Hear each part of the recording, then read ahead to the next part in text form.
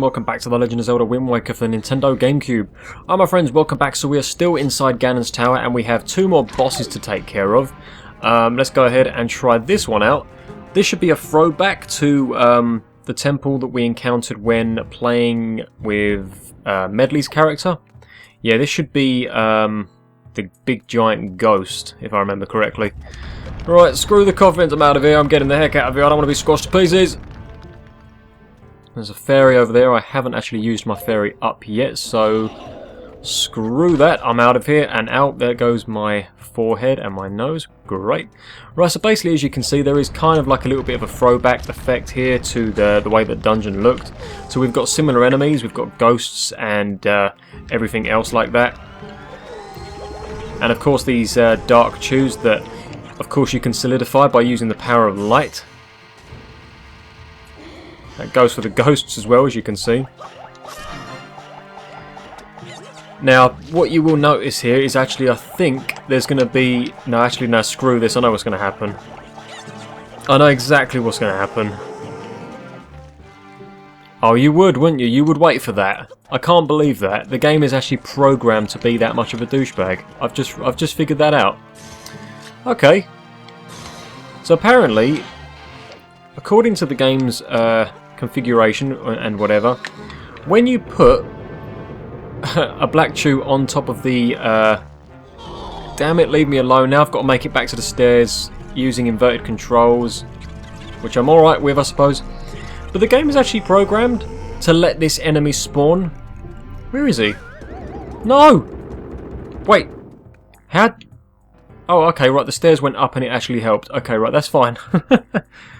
Right, actually, what I was trying to explain, right after I recover from all of these coffin lids falling on top of my head. Where is this guy? You see, look, he's not here. So the game is actually programmed to do this. I'll show you in just a second, but we have to put one of these solidified chews on top of the switch, and then when you do that, for some reason, that activates a sequence in the game where one of these skeleton warrior things come out of the ground at you. And what's really annoying about that is it takes a long time to get to them stairs from here. So obviously what happens is the cutscene of the skeleton warrior comes out of the ground now. I only just got away with that. Did he not decide to come out of the ground? Well, maybe that's a random event. Maybe I'm just talking out of my arse, because apparently that didn't do it that time. Alright, never mind then. I've actually had it when you get to them stairs and one of these skeleton dudes come out of the ground with the big swinging weapon, and you have to fight them. But we don't have to do that this time apparently, so I'm okay with that. Oh, you're asking for it, aren't you? Still reminds me of the Super Mario 64 Bowser fight where you have to swing Bowser around and knock him off of like pillars and stuff like that. But again, our weapon is pulling through for us here, the Hurricane Spin. I have to say, I love this weapon. It's a very, very good move. And it's probably the quickest way to defeat this guy. Now, one thing I will ask is, if we didn't actually have that move at this point in the game, and we learnt it after this boss fight, would we be able to actually fight this guy with the Hurricane Spin? I have no idea. I guess it doesn't apply to me in this situation. But this is literally, in my opinion, this is the quickest way to take this guy out, because it's like it's an instant hit when you make contact with the ghosts there. So you really can get this boss fight over and done with in about 3 rinse and repeat cycles, I suppose you could call it. So you're all the way over there, are you? Oh, I might be able to do it. Oh, there we go. Yeah, we might have just completely cheesed this boss out. Alright, screw you then. I think that's probably going to do it. Yeah, that is it. Wow, that was incredibly quick. I was not expecting to get through that entire dungeon and boss sequence as quickly as that. Alright, so we only have one more, and in my opinion this is probably going to be the hardest one out of the lot. This is actually the sand boss. I can't remember the name of it, but you're in my way, excuse me. They're at the end of every single bridge. I'm sure they're there to make your life that little bit extra difficult. Yeah, okay, yeah, so this is now a throwback to the temple that we were visiting with Maka. Let's see, any magic? Yeah, I just want to kind of stock up my magic a little bit here. Where is this guy? Oh, he's over the back, that's fine. All you need for this is pretty much the Deku Leaf and the Iron Boots. It's pretty easy. There we go, he's not going to hit me either, so that's pretty cool. All you pretty much have to do is just get over the other side of this here. Once you've done that, you're pretty much home free, because although there's enemies that jump out of these jars, you can fight them if you want, and I'm probably going to because they're just in my way. Screw you, sir. What I actually want to do... Oh, leave me alone. Seriously, where are you? Right. I actually just want to go up there. That's all I want to do. And then I can just get straight back into this boss fight. So I think every single time that I've gone into these boss fights, I've actually had a fairy on me. So I've kind of set myself up nicely for coming back to these fights, actually. Right, where are you? So you're basically just there, and yeah, we've got a lot more items this time, as you can see. Right, all we need though is the hook shot. That's pretty much it. Alright. The first sequence of this fight is incredibly easy. He just comes out of the ground and then you hit him.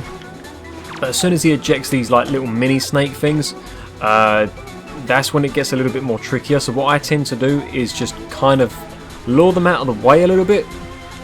Because when they're out of the way, you can lock onto his tongue. Or at least you can try to lock onto his tongue. It's a little bit awkward, as you can see. But it saves you having to fight every enemy in the boss room. So is this the second phase now, where he flies out of the ground? Probably. Oh, where is he? Oh, there we go. I saw the sand ripple for a second there. He's flying around the room. Okay, I just want to get out of the way because he can actually, yep, he can try and devour you in one sweep like that. And I think that does a lot of damage as well. Right, I should get out of here. I'm too far down, as you can see. No! No! Oh, damn it, that would have been perfect. Couldn't let me have it, game, could you? That was going to be so good. They were completely out of the way. I had a clear shot there. Damn it, lock onto the tongue! That's the only reason why this boss fight is actually difficult, because I can't lock onto the boss. See? I'm trying to lock onto the boss and all the game is doing is saying, no, no, fight me instead. But no, I don't want to. I just want to kill this thing. Wow, I've hit this thing 3 times now. Yeah, this definitely justifies my point. This is probably the hardest one out of all 4 of the boss repeats. Is he going to go out of the ground again? Yep. Okay, we're doing this again, are we? Alright. Oh! Wow, okay, that was a little bit too close for my liking. Quick, if you come out of the ground, they're over there, hurry! Quick, quick, quick, quick, where are you? That could also work if you go over there. I'm okay with that. Right, you guys come over here, I'm going to completely avoid you. And now where are you going? Where the heck are you going? Damn it! Oh, I'm right in the centre of it, no. Right, now's my chance. Now's my chance, quick! There we go. Right, that is actually that taken care of now. So that is all 4 of the boss repeats taken care of in this room, and now we can progress further in Ganon's tower. This is where things get a little bit more interesting for us. Not that they haven't been interesting already, but things are definitely kicking off for us now. What better way to enter the next area of this place than by completely destroying the front door? That's some A-team shit right there. Right, okay, we can hear the organ being played, obviously. Excuse me, I haven't got time for your shit. I'm just getting out of here. That's all I want to do. Come to think of it, we are actually very close to finishing this game now. All I have to do, off the top of my head, is defeat Phantom Ganon again. We're going to be fighting him again very, very shortly, actually. We have Puppet Ganon, and we have, of course, Ganondorf himself. I think we're actually getting there. I think this is going to be probably approaching the end of the actual game itself. We're going to be starting another game on my channel very soon. I won't go into some of the ideas that I've actually got at the moment. I'll keep them sort of like a little bit confidential, but you guys know that you can always give me suggestions on what you want me to play next. I have done, I believe, 3 Zelda games on my channel now. I've done Ocarina of Time, Majora's Mask, and of course this one.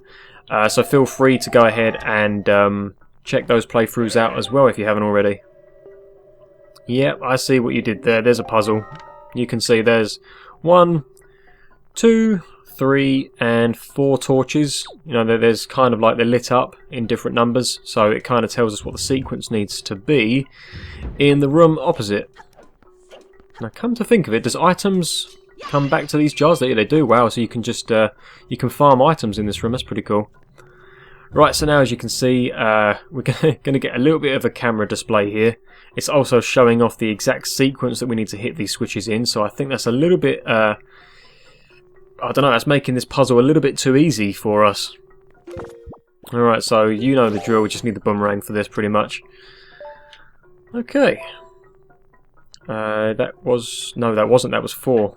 Even though I got showed it, I still forgot for a second there. Okay, right, so hitting all 4 of these switches does something, creates some kind of portal there. That actually takes us back to the ocean. So if you want to go back to the ocean, you can, but first of all, Link gets the shit scared out of him here by the King of Red Lions approaching from the darkness. And he's basically just going to explain to us now that this is the portal from which Ganon was able to seep into the unsuspecting world above. So this is the to and from zone pretty much.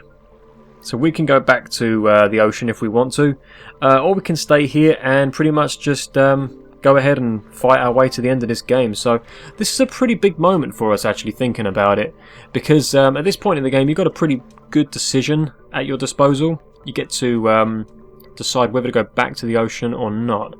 And really and truthfully, I'm not entirely sure whether I really need to.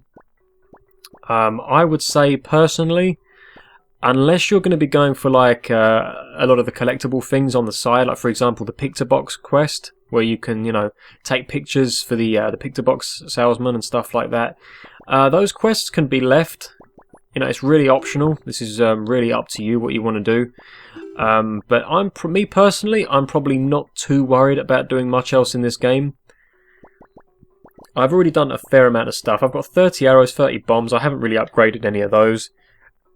What have we got here in my inventory? I've got a lot of items. I could have made some potions and stuff, I suppose, but some hoi pears if I ever want to impersonate a seagull again. My own cabana. There are a couple of things on the ocean that we can do, but I'm probably going to be leaving the episode here, guys, because in the next episode I'm probably going to be doing a lot of stuff, and it doesn't seem logical to end the episode now when there's so much more to come. Let's see, what do we got here? Yeah, 1 fairy, got the Tingle Tuna. I don't really need to make any use of that. I think we're good for the time being. I'm probably happy to say that I'm probably going to be leaving the episode here. Yeah, I think that's probably where I'm going to leave this episode. There's actually a lot to take care of, so slightly shorter episode than usual. But yeah, look forward to more episodes from yours truly, and in the next episode we'll try and get through this game a little bit more, and maybe even complete it within the next 2 or 3 episodes. That's what it's starting to look like in my opinion. So yeah, hopefully you guys are enjoying the playthrough, and I hope to see you in the next episode.